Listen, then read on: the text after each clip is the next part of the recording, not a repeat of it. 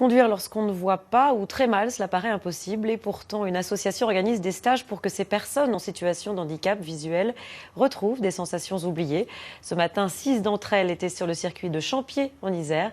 Reportage Isabelle Colbrand, Franck Serroni.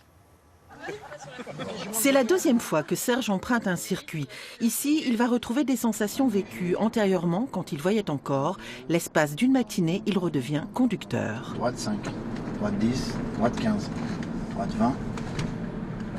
À ses côtés, un moniteur habitué à ce type de stage, c'est à ses ordres qu'il obéit. Axe, droite 5, axe, gaz. Le volant, on estime que c'est une montre. Donc ça fait axe, c'est le centre de la montre, c'est le volant droit. Et après, quand on veut qu'il tourne à droite très peu, on leur dit droite 5, droite 10, droite 15 pour accentuer le virage à droite. Ou à l'inverse, gauche 5, gauche 10, gauche 15 ou gauche demi. Et après, on leur dit axe quand il faut remettre les roues droites.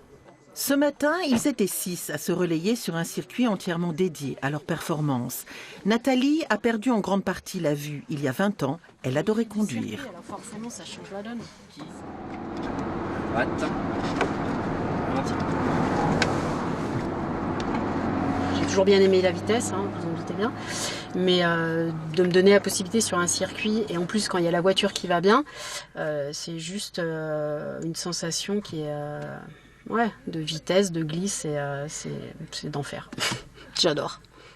Bien sûr, entre le conducteur et son moniteur, un seul mot, la confiance. Au-delà des sensations ressenties, c'est aussi un message que tous ont envie de faire passer. On se dit, non, un non-voyant, on ne peut pas conduire. Je sais pas, moi, un tétraplégique ne peut pas monter une montagne ou des trucs comme ça. Et je remarque que de plus en plus, tous ces gens-là le font des choses. Et ça a fait évoluer les mentalités, je pense. L'association est basée dans la Drôme. Elle propose des stages de ce type sur plusieurs circuits français.